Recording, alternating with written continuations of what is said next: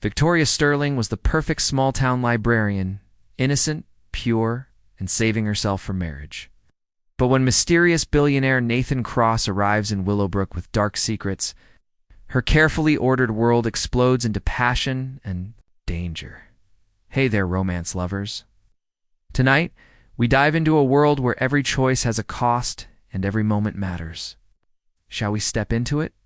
The rain hammered against the floor-to-ceiling windows of Nathan Cross's penthouse office. Each dropped like a bullet against the glass. He stood motionless, his reflection ghost-like in the storm-darkened pane, watching the city blur into watercolor streaks below. His phone buzzed incessantly on the mahogany desk behind him, but he ignored it. The calls were always the same: investors demanding answers, board members questioning his decisions, porters fishing for quotes about his latest acquisition. None of them knew the truth. Nathan's hand unconsciously moved to his chest, pressing against the silk tie that concealed the scar beneath. 3 months. That's all the doctors had given him. 3 months to live with the knowledge that his heart was failing, that all his wealth and power meant nothing against the genetic time bomb ticking in his chest. Mr. Cross. His assistant's voice crackled through the intercom. The car is ready for your trip to Willowbrook. Nathan closed his eyes, remembering why he was making this journey to a forgotten small town. The doctors had mentioned a research facility there, a place working on experimental treatments. It was a long shot, but it was all he had left. Couldn't let anyone know about his condition. Not yet. The company would collapse if word got out that Nathan Cross, the invincible business titan, was dying. The drive to Willowbrook took 4 hours through winding country roads. Nathan had told everyone he was scouting the town for a potential development deal, another lie in a growing web of deception. As his black sedan pulled into the town square, he felt a strange sense of peace wash over him. The place was untouched by time, with its brick buildings and tree-lined streets that seemed to whisper of simpler days. The Willowbrook Public Library stood like a sanctuary in the center of town, its Gothic Revival architecture speaking of permanence and tradition. Nathan had chosen it as his base of operations because it offered privacy and access to local records. What he hadn't expected was her. Victoria Sterling stood behind the circulation desk like a vision from another era. Her auburn hair caught the afternoon light streaming through the tall windows, and when she looked up at him with those wide, innocent eyes, Nathan felt something shift inside his chest. Not the familiar pain of his failing heart, but something else entirely. You must be Mr. Cross, she said, her voice soft and musical. I'm Victoria. I'll be helping you with your research. Nathan found himself staring longer than was polite. There was something pure about her, untouched by the cynicism and greed that had defined his world for so long. When she smiled, it was genuine, reaching her eyes in a way that made his breath catch. I appreciate your help, he managed, extending his hand. The moment their skin touched, Nathan felt a jolt of electricity race through him. Victoria's cheeks flushed pink, and she quickly pulled her hand away. But not before he caught the way her pulse fluttered at her wrist. As she led him to a quiet corner table, Nathan found himself watching the graceful way she moved, the gentle curve of her neck as she bent over the books she was arranging for him. He had built his empire by reading people, by understanding their weaknesses and desires. But Victoria was different. She radiated an innocence that was both captivating and dangerous to a man like him. These are our local history archives, Victoria explained, her fingers trailing over the leather-bound volumes. And here are the economic records dating back 50 years. What exactly are you researching? Nathan looked into her trusting eyes and felt the weight of his deception. Development opportunities. My company specializes in revitalizing small communities. It wasn't entirely a lie, but it wasn't the truth either. The truth was that he was here for himself, desperately seeking a miracle that might not exist. Passed as Nathan pretended to study the documents while stealing glances at Victoria. She moved through the library with quiet confidence, helping patrons with infinite patience, her smile never wavering. There was something almost ethereal about her, as if she existed in a world apart from the harsh realities he knew. When closing time arrived, Nathan found himself reluctant to leave. "Victoria," he called, as she gathered her things. Would you join me for dinner? I'd like to learn more about the town, and I suspect you know it better than anyone." The invitation surprised them both. Nathan rarely made impulsive decisions, but something about this woman made him want to step outside the carefully controlled boundaries of his life. Victoria hesitated, her fingers worrying the strap of her simple canvas bag. "I don't know." "Please," Nathan said, and the word came out more vulnerable than he intended. "I promise, it's just dinner, nothing more." Something in his tone must have convinced her, because she nodded slowly. Miller's Diner serves the best food in town.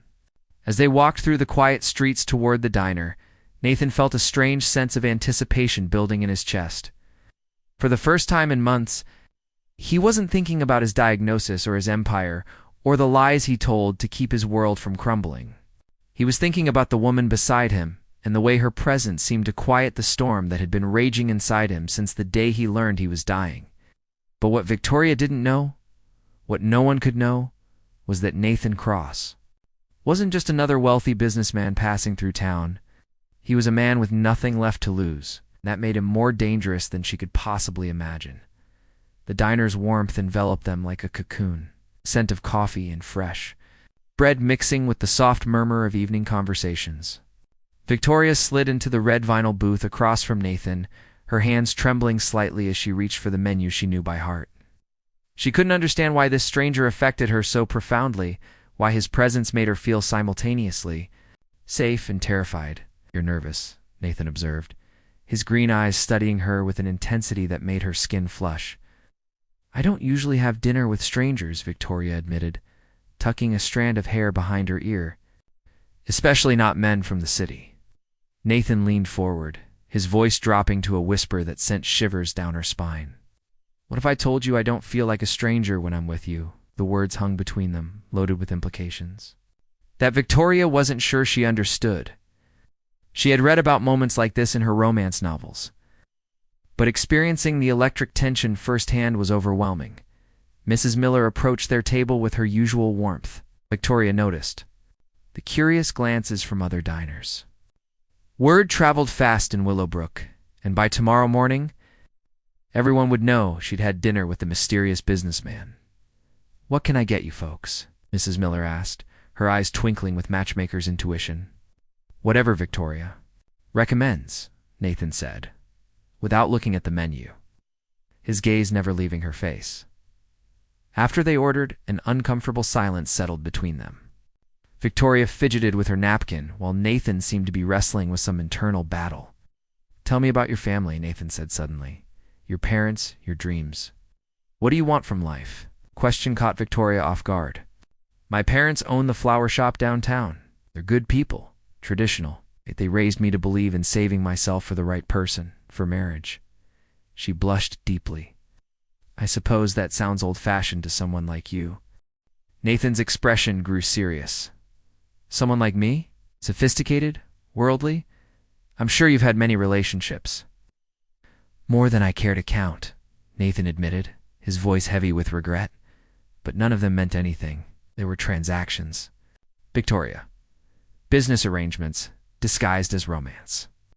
"That sounds lonely." "It is." Nathan reached across the table, his fingers brushing hers. "Until now." Victoria's breath hitched. "Mr. Cross, I don't think Nathan. Please, just Nathan." Simple requests felt intimate, like crossing an invisible line. Victoria looked into his eyes and saw something that made her heart race, genuine longing mixed with deep pain.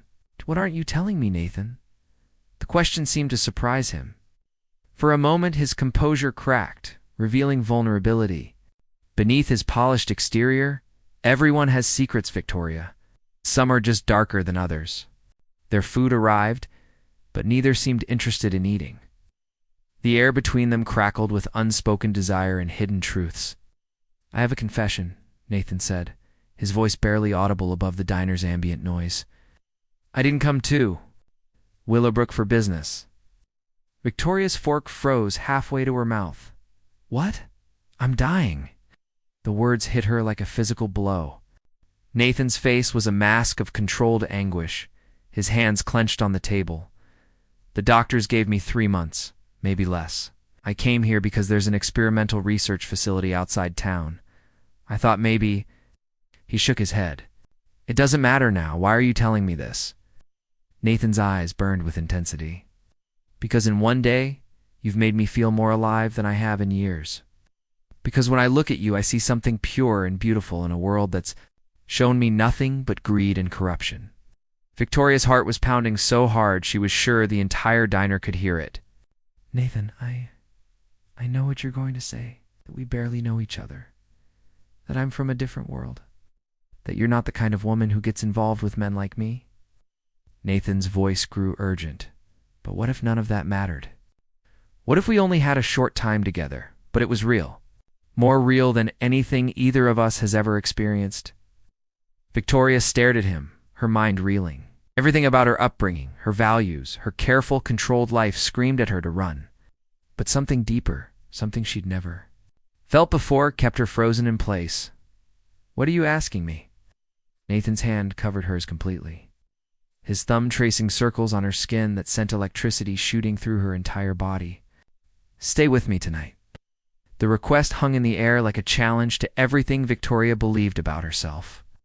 She thought of her parents, of her reputation, the life she'd built on the foundation of virtue and patience, but she also thought about the loneliness that kept her awake at night, the dreams she'd buried beneath duty and expectation. The way Nathan's touch made her feel like she was discovering herself for the first time. "I can't," she whispered, but her hand remained under his. "You can't," Nathan said softly. "You're stronger than you know, Victoria. Braver than you give yourself credit for. I see it in the way you carry yourself, in the way you light up when you talk about something you love. If I say yes," Victoria's voice was barely a breath, "everything changes. I can't take it back." Nathan's smile was sad and beautiful. "How nothing in life can be taken back, Victoria. We can only choose whether to live with regret or with the knowledge that we were brave enough to reach for something extraordinary." Victoria closed her eyes, feeling as if she stood at the edge of a cliff. Below lay everything she'd known and believed. Ahead lay the unknown, terrifying and exhilarating in equal measure. When she opened her eyes, Nathan was watching her with an expression of hope and fear that mirrored her own internal storm. "One night," she said, her voice shaking. "Just one night." Nathan's eyes flashed with triumph and something darker. One night.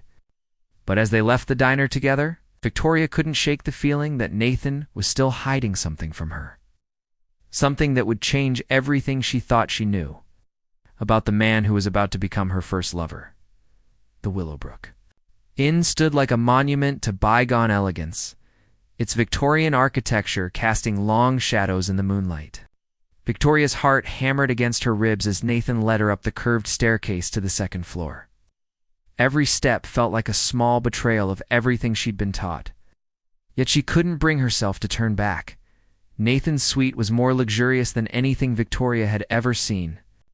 Floor-to-ceiling windows overlooked the sleeping town, while soft lamplight cast intimate shadows across antique furniture and rich fabrics.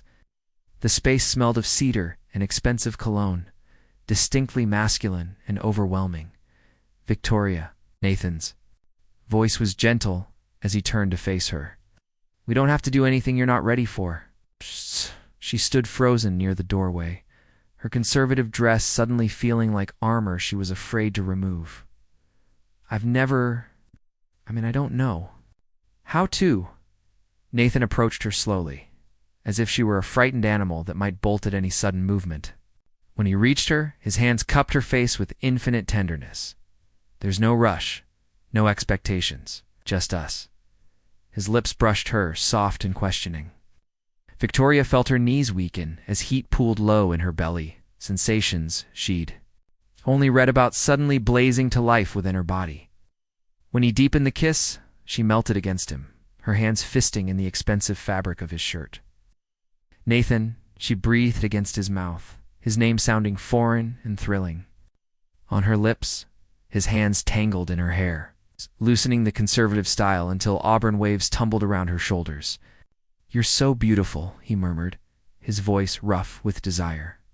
"So perfect." They moved together toward the massive bed, Nathan's touch reverent as he slowly, carefully helped her out of her simple dress. Victoria had never felt so exposed, so vulnerable. Yet Nathan's worship of her body with his eyes and hands made her feel like a goddess. The night passed in a blur of whispered confessions and gentle caresses. Nathan was patient and thorough, introducing Victoria to pleasures she'd never imagined. When morning light crept through the windows, she lay curled against his chest, her innocence forever changed. Her heart completely lost to this complex, mysterious man. "I have to go," Victoria whispered, reality creeping back in with the dawn. "People will talk if they see me leaving here." Nathan's arms tightened around her. "Let them talk. You don't understand. This isn't the city. Reputation matters here." "My parents," she trailed off, the weight of what she'd done settling on her shoulders. Nathan sat up, studying her face in the pale morning light. "Do you regret it?" Victoria met his gaze, surprised by her own certainty. "No, I should, but I don't." They dressed in silence, the intimacy of the night before giving way to awkward formality. As Victoria prepared to leave, Nathan caught her hand. "This doesn't have to be the end, doesn't it?" Victoria's voice was sad. "You'll finish your research and go back to your world. I'll stay here with mine. Come with me." The words hit her like lightning. Victoria stared at him, certain she'd misheard. "What?" "Come with me to the city. Be with me for whatever time I have left. I can give you everything, Victoria. A life you never dreamed possible. Nathan, I can't just abandon everything I've ever known. Why not? What's keeping you here besides fear?" His challenge stung because it held truth. Victoria thought of her predictable days at the library, her quiet evenings alone, the growing certainty that she was watching life pass by from the sidelines. "I need time to think." Nathan nodded, though disappointment flickered across his features. "Take all the time you need. But Victoria, don't let fear make the decision for you." The next few days passed in a haze of conflicted emotions. Victoria threw herself into her work at the library, but she was constantly aware of Nathan's presence at his corner table. Their eyes would meet across the room, loaded with memories and unspoken promises. The town began to buzz with rumors about Victoria's changed demeanor, her new confidence, the way she seemed to glow from within. Mrs. Henderson commented on her improved mood. The mailman mentioned she seemed different. Even her parents noticed a change when she visited for Sunday dinner. On Thursday evening, as Victoria was closing the library, Nathan approached her desk one final time. "I'm leaving tomorrow," he said simply. Victoria's heart clenched. "Your research is finished? I got what I came for." His eyes held hers. "The question is whether you're coming with me." "Nathan, He placed a finger against her lips. "Don't answer now. Think about it tonight. Really think about it. I'll be at the inn until noon tomorrow. If you decide to take a chance on us, on love, on a life that could be extraordinary despite its brevity, then come to me. If not." He shrugged, but she could see the pain he was trying to hide. That night, Victoria lay awake, staring at the ceiling of her childhood bedroom. She thought about the woman she'd been a week ago and the woman she was becoming. She thought about the passion Nathan had awakened in her, the way he made her feel alive and desired and brave. But she also thought about her parents who had given her everything, about the library that needed her, about the life she'd built, small but meaningful. As dawn broke over Willowbrook, Victoria made her decision. She arrived at the inn just as Nathan was loading his suitcase into the black sedan. Her heart pounded as she approached him, a single bag in her trembling hand. "I'm scared," she said simply. Nathan's face transformed with joy and relief. "So am I. Promise me something. Anything. Promise you'll never lie to me. Whatever happens, whatever challenges we face them with honesty." Nathan's hesitation was so brief, she almost missed it. "I promise." As the car pulled away from Willowbrook, Victoria watched her entire life disappear in the rear window. She had no way of knowing that Nathan's promise was already broken, or that the experimental treatment he'd been seeking had less to do with medical research and more to do with a black market organ trade that would destroy everything she thought she knew about the man she'd fallen in love with. Nathan's penthouse apartment was a temple to wealth and power, all gleaming surfaces and commanding views of the city skyline. Victoria stood at the floor-to-ceiling windows, watching the lights twinkle below like fallen stars. 3 weeks had passed since she'd left Willowbrook. 3 weeks of living in a world that still felt like an impossible dream. "You're thinking?" "Too loud," Nathan said from behind her, his arms sliding around her waist. Victoria leaned back against his chest, marveling at how natural this intimacy had become. It's just remembering what it felt like to see the whole sky at night. "Can barely make out the stars. Do you miss it, Willowbrook?" The question carried weight, they both understood. Victoria had spoken to her parents twice, brief. Strained conversations filled with hurt and confusion. Mrs. Henderson had been kind, but bewildered when Victoria called to resign from the library. The town she'd left behind felt like another lifetime, sometimes, Victoria admitted.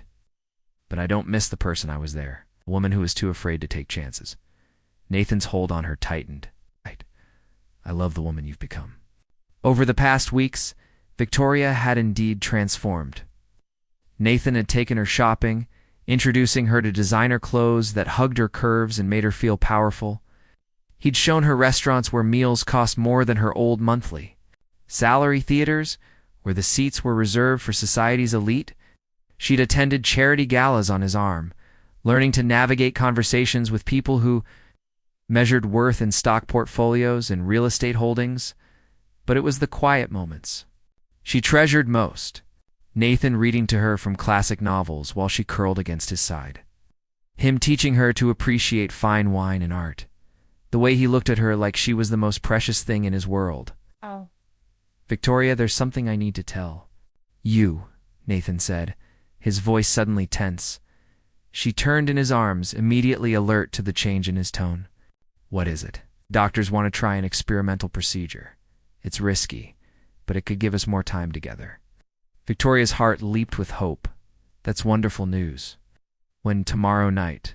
But Victoria, there are things about this procedure, about my situation, that I haven't been completely honest about."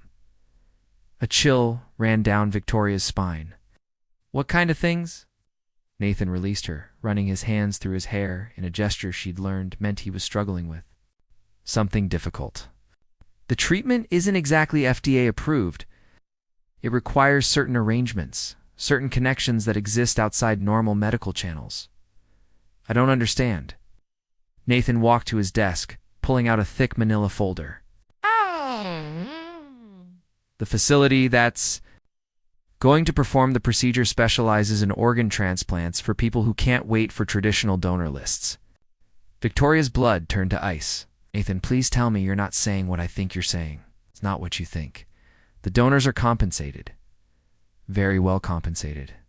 It's a business arrangement, not murder." Victoria's voice was barely a whisper. Nathan's silence was answer enough. "Oh, God." Victoria sank into a chair, her legs suddenly unable to support her.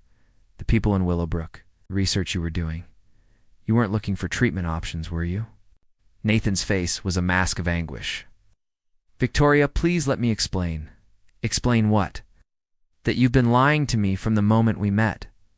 That everything between us is built on deception." "No, that's not true. What I feel for you is real.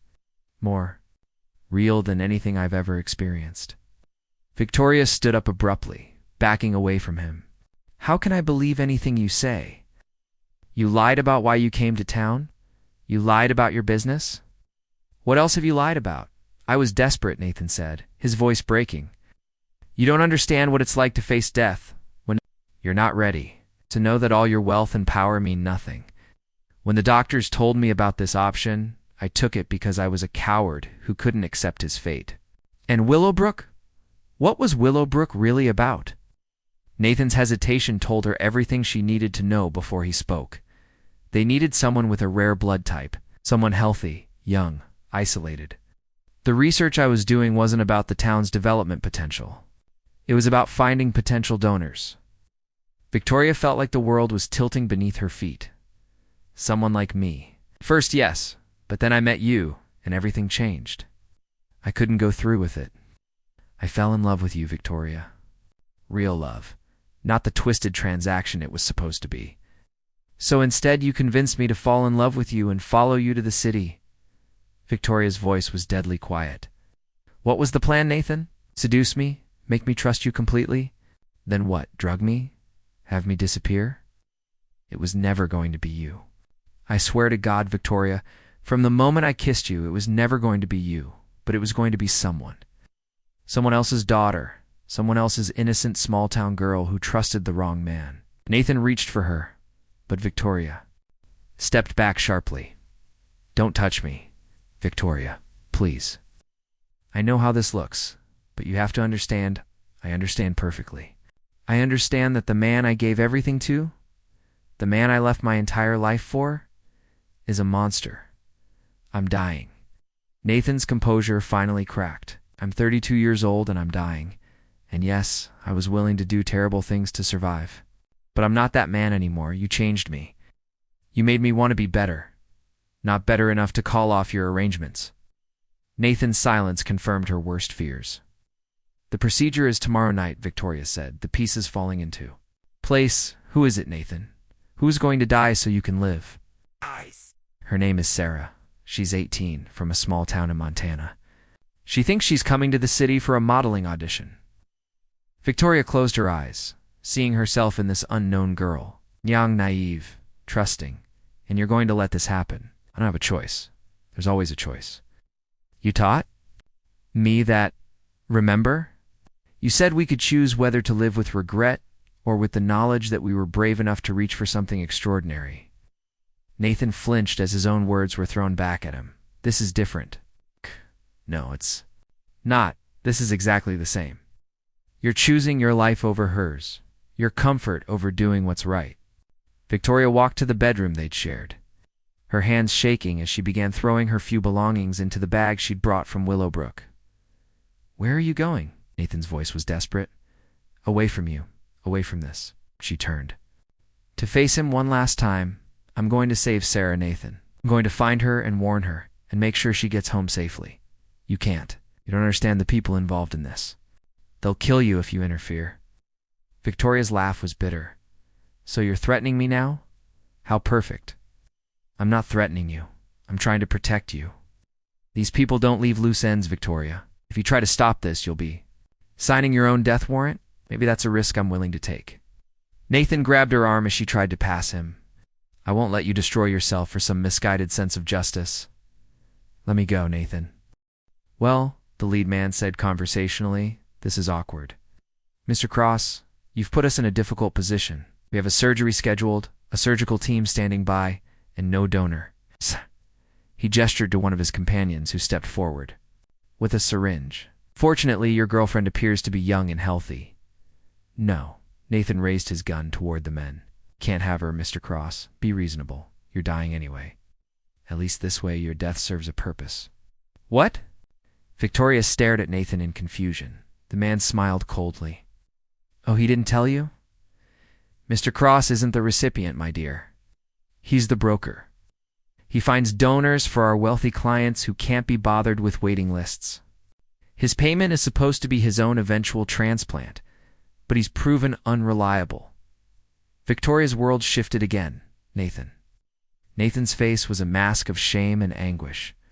I needed the money at first. My company was failing, and I thought I could do a few deals, make enough to turn things around. But then I got sick, and they offered me a deal. Find donors for their clients, and they'd provide me with organs when my time came. You're not just a murderer, Victoria whispered. You're a serial killer. I never pulled the trigger myself.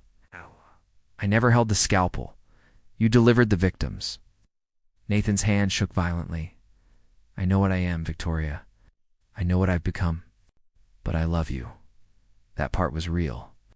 The lead man was growing impatient. This is very touching, but we have a schedule to keep. Mr. Cross, step aside. I won't let you take her, and you'll die protecting her, and we'll take her anyway. Victoria saw Nathan's decision in his eyes a split second before he acted. He spun toward the men, firing wildly as Victoria dove toward the bathroom. She heard gunshots, screams, the sound of bodies hitting the floor. When silence fell, Victoria crept back into the main room. Nathan lay crumpled by the window, blood spreading across his expensive shirt. Two of the men were down, but the leader, stood over Nathan's body, his own arm bleeding from a graze. "Heroic," the man said, looking at Victoria. "Pointless, but heroic." Victoria knelt beside Nathan, her hands shaking as she pressed against his wounds.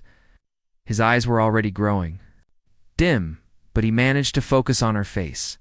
"Victoria," he whispered, "I'm sorry. For everything. You deserved better. Nathan, stay with me." "The police," Nathan struggled to speak. "I called them before you got back. They're coming. The files in my apartment, everything about the operation, it's all there." Victoria heard sirens in the distance, growing closer. "I love you," Nathan breathed. "I know I don't deserve it, but I love you." Nathan Cross died in Victoria's arms as police stormed the hotel room. His last breath, a whispered apology that couldn't undo the lives he'd destroyed, but somehow managed to save hers. 6 months later, Victoria stood in the Willowbrook cemetery, placing fresh flowers on her parents' graves. She'd returned home after Nathan's death, after testifying in the trials that had brought down his entire network. Oh. Victoria was simply the librarian who'd come home Mrs. Henderson had welcomed. Her back without question. The townspeople had been kind, understanding that she'd been as much a victim as anyone else. But Victoria carried the weight of those 7 lives Nathan had taken, wondering if she could have stopped him sooner, saved more people. As she walked back through town, Victoria passed Miller's diner. Through the window she could see Sarah Mitchell sitting at a corner booth, smiling at a young man Victoria didn't recognize. Sarah had used Nathan's money to finish school, had found love with a boy from her hometown, had built the life she deserved. Victoria didn't stop to say hello. Some connections were meant to be brief. Their purpose served in a single moment of courage. At the library, Victoria found a letter waiting on her desk. The return address was from a law firm in the city. Inside was a cashier's check for an amount that made her hands shake, along with a letter from Nathan's estate attorney. "Miss Sterling, Mr. Cross left instructions that his entire estate be liquidated, and the proceeds donated to victims' rights organizations and programs for small-town youth education. With the exception of this sum, which he specified was to go to you." His note said it was payment for teaching him what love really means, even if he learned the lesson too late. Victoria stared at the check for a long time, then walked outside and called the attorney. "I want it all donated," she said. "Penny, use it to help families who've lost someone to violence. Use it to make sure no one else has to choose between survival and humanity." That evening, as Victoria locked up the library, she found herself thinking about Nathan's last words. He'd said he loved her, and despite everything, she believed him. But love without honor was just obsession. Love without sacrifice was just selfishness. Real love meant letting go. Real love meant choosing the other person's well-being over your own desires. Real love meant being willing to die so that goodness could live. Victoria walked home through the quiet streets of Willowbrook, past the flower shop where her parents had taught her about virtue, past the diner where she'd first said yes to temptation, past the inn where she'd discovered passion and lost her innocence. She was 25 years old, no longer the naive girl who'd shelved books and dreamed of romance. She was a woman who'd loved deeply and lost completely, who'd found courage in the face of evil and chosen redemption over revenge. The stars were visible tonight, scattered across the vast darkness like promises that even in the deepest night, light endures. Victoria Sterling was home. The end.